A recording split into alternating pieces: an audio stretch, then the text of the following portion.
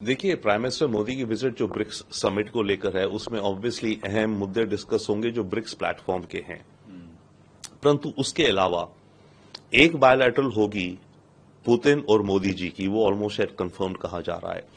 वो बहुत बहुत इंपॉर्टेंट होगी, क्योंकि प्राइम मिनिस्टर मोदी ने इलेक्शन होने के थर्ड टर्म में सबसे पहली फॉरेन विजिट रशिया करी थी, और उस विजिट के दौरान प्राइम मिनिस्टर ने कहा कि हमारी फॉरेन पॉलिसी अब प्रोएक्टिव रोल प्ले करेगी। प्राइम मिनिस्टर उसके बाद जेलेंस्की से मिले, उसके बाद अमेरिका गए, बाइडेन से भी मिले हैं, और अब दोबारा पुतिन से मिल रहे हैं। तो ये सारी हाई लेवल मीटिंग्स करके प्राइम मिनिस्टर मोदी को काफी अच्छा अंदाजा हो गया होगा कि यूक्रेन के युद्ध को अगर रुकना है तो अलग अलग साइड की क्या विचारधाराएं हैं।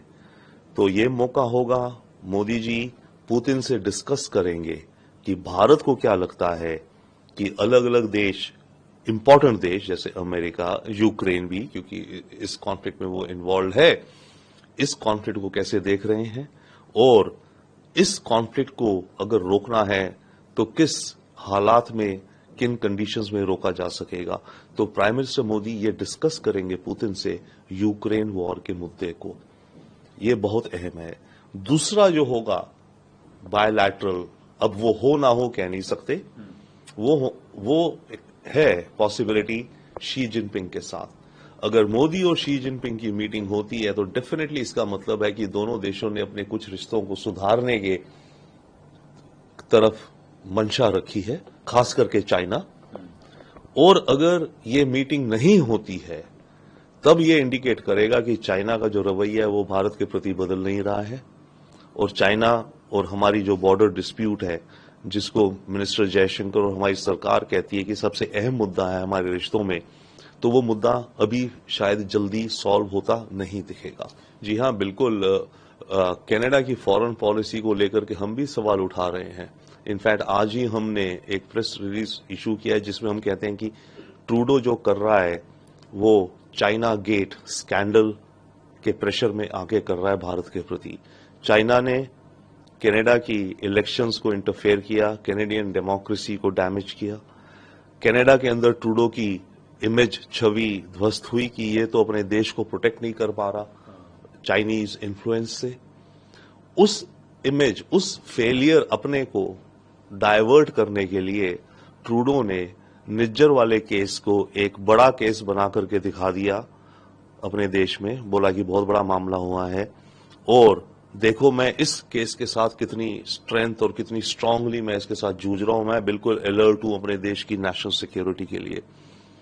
तो उसने अपना जो फेलियर था उसकी फॉरेन पॉलिसी का, इनफैक्ट उसकी नेशनल सिक्योरिटी का ऑल्सो, जो वो चाइना को प्रिवेंट नहीं कर पाए, उस डैमेज, उस फेलियर, अपनी छवि को बचाने के लिए डिस्ट्रैक्ट किया कैनेडियन पब्लिक को, दिखा करके कि देखो ये टारगेट भारत है, भारत इंटरफेयर कर रहा है और भारत के खिलाफ मैं कितने सख्त कदम उठा रहा हूं। तो ये दिखाना कि भाई मैं बहुत स्ट्रांग लीडर हूं, जबकि उसके अगेंस्ट चार्जेस ये चल रहे हैं देश के अंदर कि वो कमजोर लीडर है क्योंकि उसने चाइना को काउंटर नहीं कर पाया। भारत और कनाडा के विवादों के बीच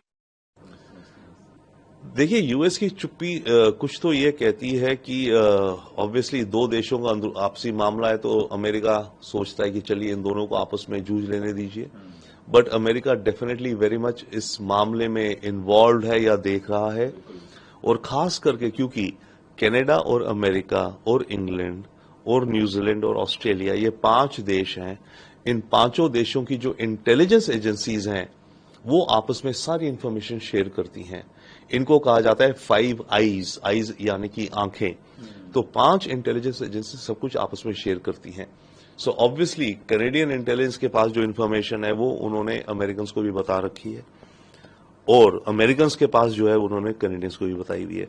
तो आई थिंक फिलहाल के लिए अमेरिका चुप्पी साधे हुए है, इस केस को देख रहा है कि केस कैसे आगे बढ़ता है, क्योंकि अगर कनाडा के पास एविडेंस है, जो कि नहीं है एविडेंस अभी तक, अगर कनाडा के पास एविडेंस है तो अमेरिका के लिए भी थोड़ी मुश्किल बढ़ जाएगी, क्योंकि वो जो मुद्दा होगा कनाडा का कि भाई हमारे देश का रूल ऑफ लॉ किसी फॉरेन देश ने डिसरप्ट किया, उस मामले में मोरालिटी के हिसाब से अमेरिका को कनाडा के साथ खड़ा होना पड़ेगा, परंतु अमेरिका वो नहीं चाहता, क्योंकि अमेरिका अपने रिश्ते भारत से जो देख रहा है इतने स्ट्रेटेजिक है, इतने लॉन्ग टर्म है, उसके इतने इंटरेस्ट में है, तो अमेरिका भारत से रिश्ते बिल्कुल नहीं गड़बड़ाना चाहता।